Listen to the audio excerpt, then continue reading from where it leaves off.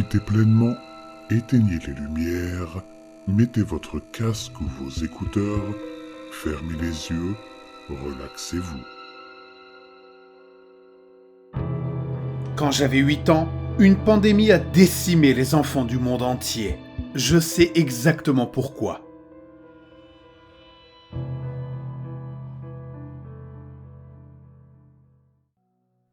J'avais 8 ans quand le premier enfant est mort. Le patient zéro. Abigail Lilly, qui me criait dessus parce que j'avais touché à ses Legos. Il est tombé raide mort devant nous. Ben Carson a suivi, s'effondrant en cours de mathématiques. Puis Jasper Michaels, les yeux révulsés pendant que tous les élèves étaient rassemblés. Je le regardais fixement, attendant que les professeurs remarquent qu'il chantait sur les lèvres le serment d'allégeance. Mais il est mort lui aussi. Les enfants ont commencé à tomber dans les couloirs, sur leurs bureaux et même dans la rue. Ce n'était pas seulement dans ma ville. Les décès d'enfants sont montés en flèche dans tous les États-Unis. Un institut a insisté sur le fait qu'il ne s'agissait pas d'un virus ou d'une épidémie. Ce n'était pas contagieux. Il s'agissait d'une pandémie qui n'avait aucun sens. À ce moment-là, 50% des enfants de ma ville avaient disparu. Il n'y avait pas assez de housses mortuaires et les familles étaient trop effrayées pour s'approcher des corps.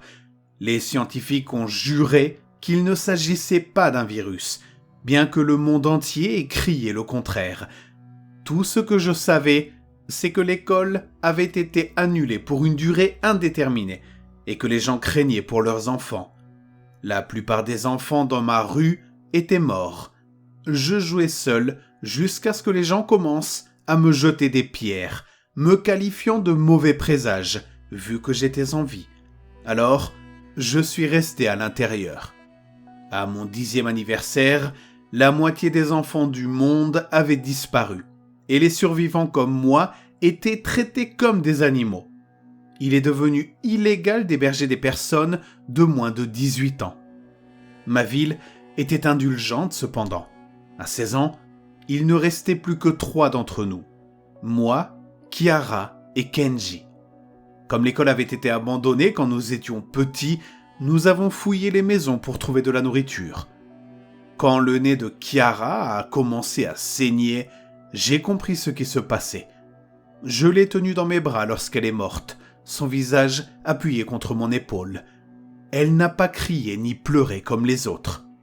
Et Kenji a été le suivant. Ses yeux se sont révulsés comme ceux du patient zéro. Il a bafouillé « putain » et j'ai reculé, comme s'il était contagieux.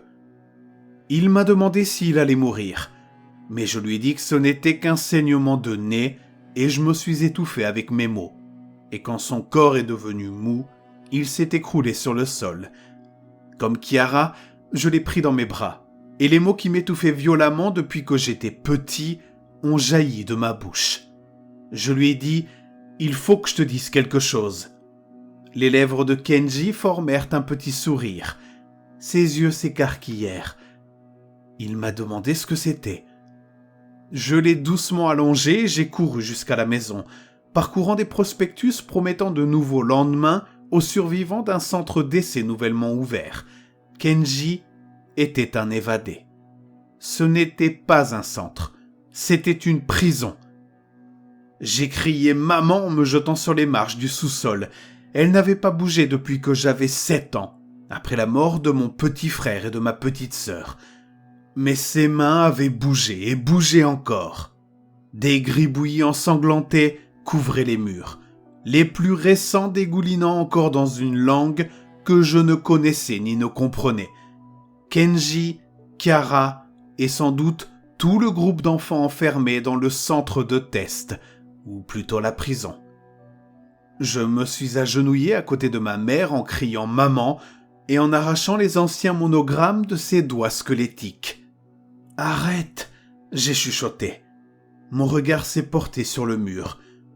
Je lui ai dit que mon petit frère et ma petite sœur, Sam et Poppy, ont assez d'amis pour jouer maintenant dans leur monde.